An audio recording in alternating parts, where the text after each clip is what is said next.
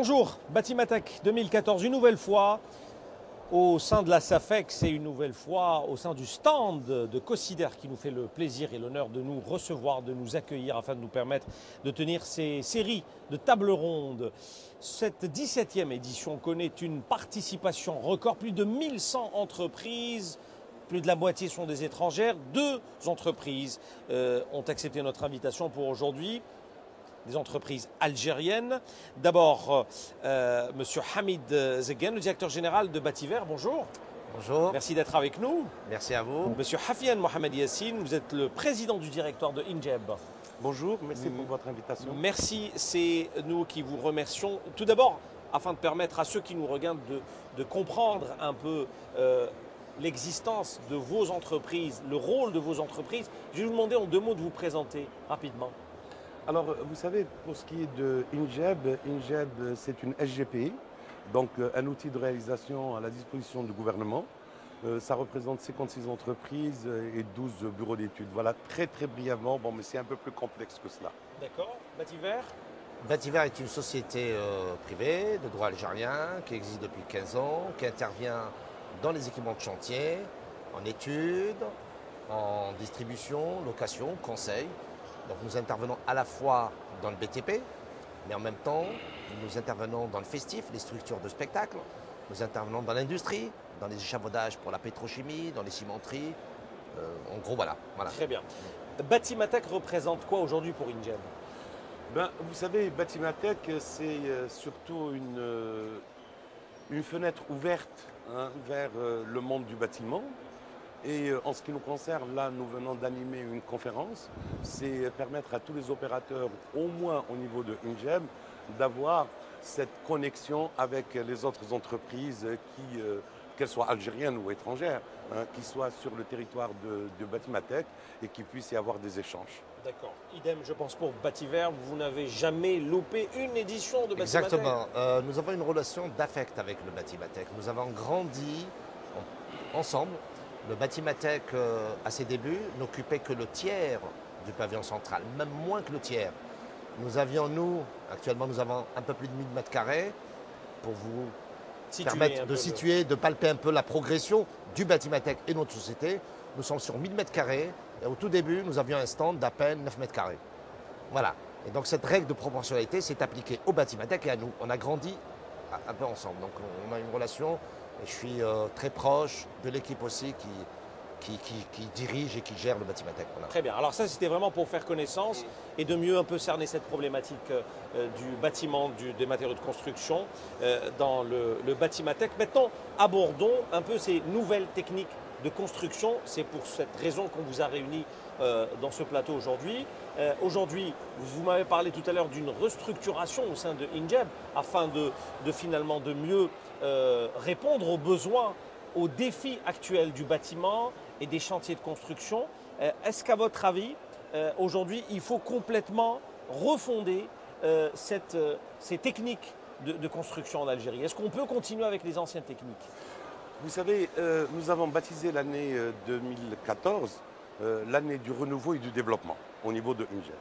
Ça signifie quoi? Ça signifie premièrement restructuration de Injeb en 5 grandes entreprises de réalisation parce que il va falloir vous dire que dans les années 80, les Algériens savaient construire et ils savaient construire et en qualité et en quantité. Je me veux pour preuve toutes ces cités aux alentours d'Alger, Babzouar, Aïn Naja, etc. Et tout ça a été fait avec des moyens de réalisation algériens. Aujourd'hui, le grand défi qui attend Injeb, c'est la réalisation au moins de 15% du programme du gouvernement. Et ces 15% se traduisent concrètement par la livraison annuellement de plus de 80 000 logements. Nous avons les capacités. En ce moment, on est en train de cerner tous les faux problèmes. Et un problème majeur, entre autres, est le problème du management. Dans la mesure où l'État algérien a fait un effort considérable en matière d'assainissement des entreprises et en matière d'investissement. Et là, je peux dire en toute modestie que le défi va être relevé.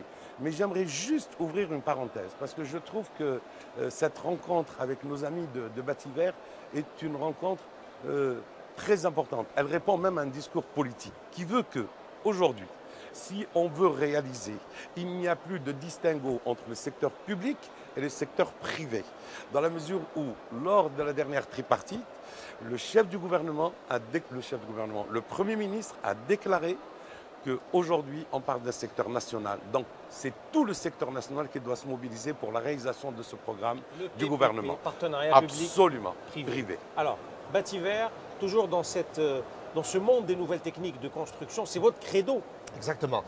Nous apportons des solutions, on va dire, nouvelles, mais en fait des solutions universelles qui sont utilisées dans tous les pays développés. Et nous essayons d'expliquer aux détracteurs un petit peu, aux personnes qui sont réticentes à employer ces nouvelles techniques. Qui sont nostalgiques, on va dire. Qui sont nostalgiques, qui sont difficiles à changer. Je comprends que c'est difficile de changer d'habitude. Hein. Mais nous, on leur dit, écoutez, allez utiliser ces équipements, vous allez gagner. Vous allez gagner d'abord en sécurité. Ça, c'est le premier point que nous mettons en avant. Sécurité des ouvriers, sécurité des installations, gain en termes de qualité, gain en termes de coût global. Et paradoxalement, les équipements dans l'absolu coûtent plus cher que les équipements traditionnels. C'est sûr que ça coûte plus cher qu'un madrier, un été coûte plus cher qu'un madrier, un échafaudage comme celui qu'on distribue coûte plus cher qu'un échafaudage de fortune. Classique, voilà. Mais on gagne en sécurité, on gagne en délai et on gagne en coût.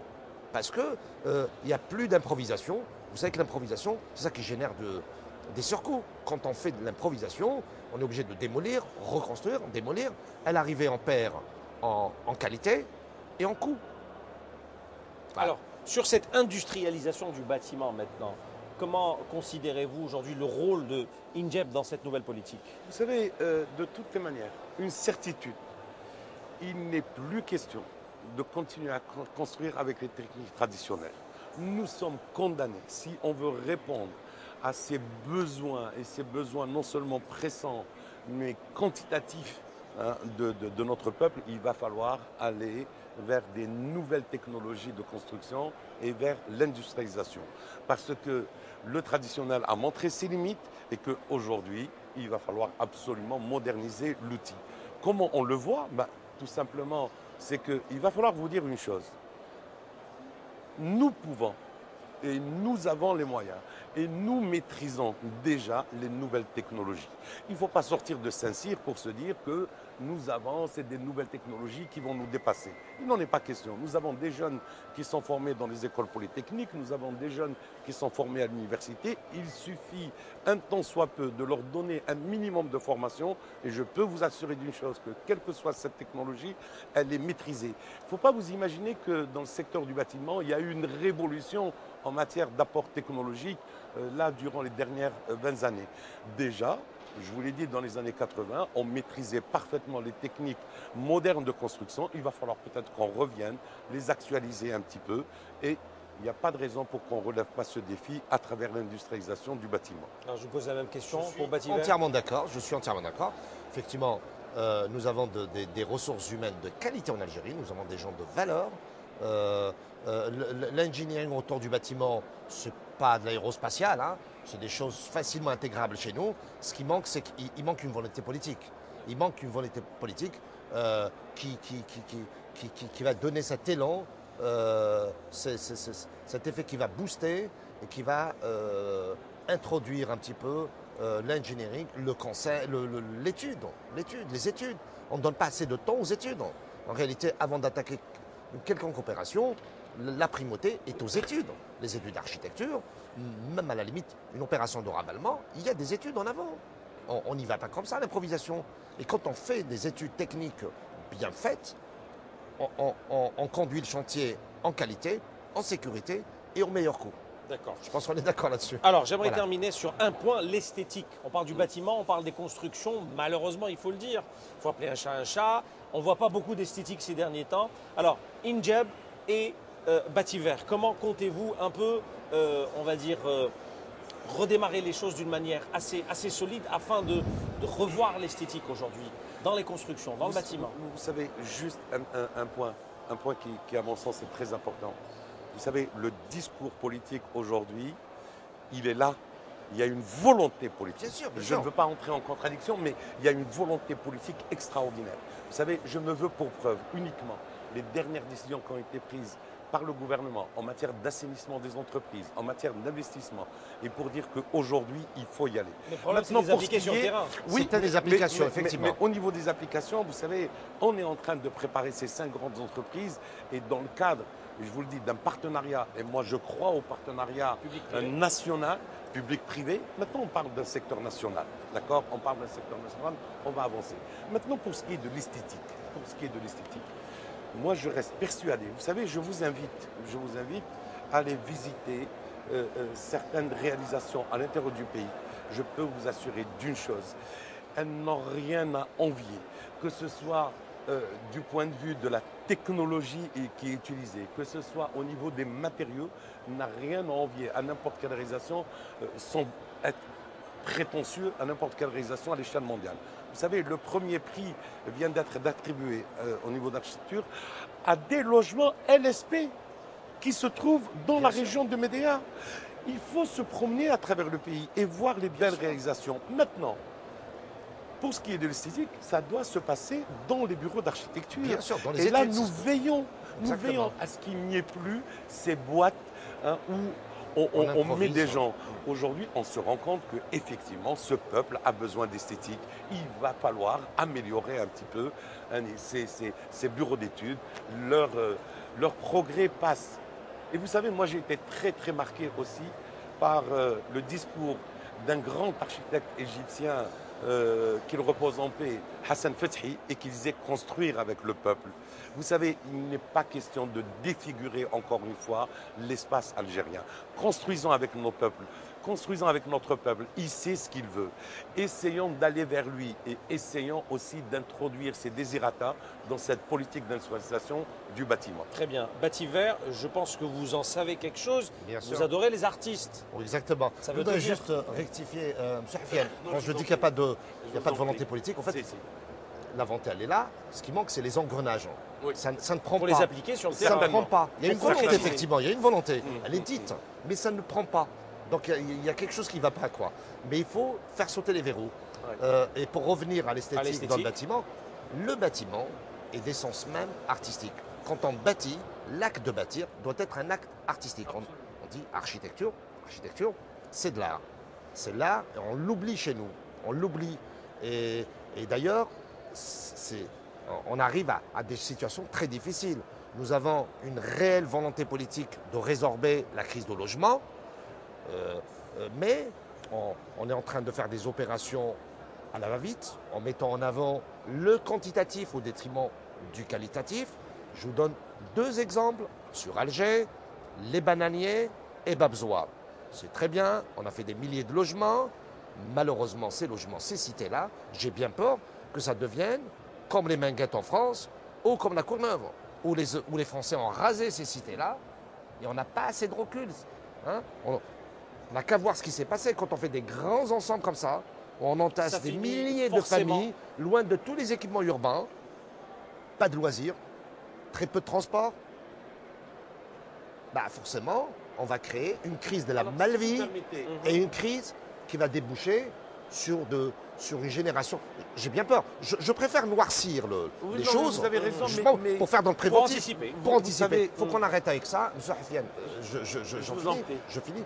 Et justement, nous sommes tellement passionnés par que le fait que l'art doit se réapproprier sa place dans le bâtiment, que chaque année nous accueillons des artistes et nous consacrons l'espace qui est au cœur de notre stand au Bâtimathèque aux artistes. Ce que vous faites On amène- également pour voilà. cette 17e édition. Voilà, on amène. Et cette année, nous accueillons une très belle exposition sur le Corbusier. Voilà. Excellent. Vous savez, il faut absolument que je vous donne une information qui est fondamentale, Ouais. puisque elle est politique. Mhm.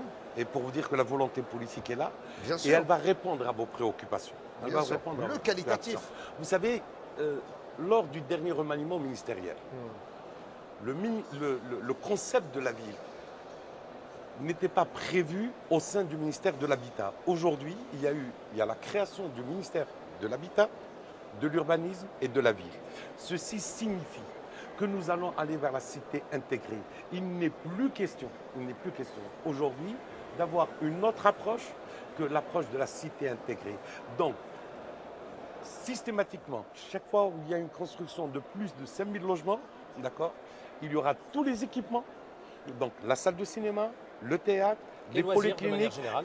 et les loisirs d'une manière générale. Et les c'est ce commodités. qui fait, Et les c'est ce qui commodités. fait que le président de la République, lors du dernier remaniement ministériel, le concept de la ville a été rajouté ou ajouté À l'habitat et l'urbanisme. à l'habitat et l'urbanisme. important, parce que c'est Donc, rassurant. il y a une volonté. C'est un peu rassurant, mais il Très va bien. falloir traduire tout ça dans les faits. Exactement. Merci messieurs, Hamid Zegen, directeur général de Bativer, et Merci. Mohamed Yassine Hafien, le président du directoire INJAM. Merci à vous. Merci d'avoir Merci. accepté notre invitation et d'animer ce débat. Merci. Voilà pour aujourd'hui. Merci beaucoup. Merci, monsieur. Merci. À très bientôt. Merci.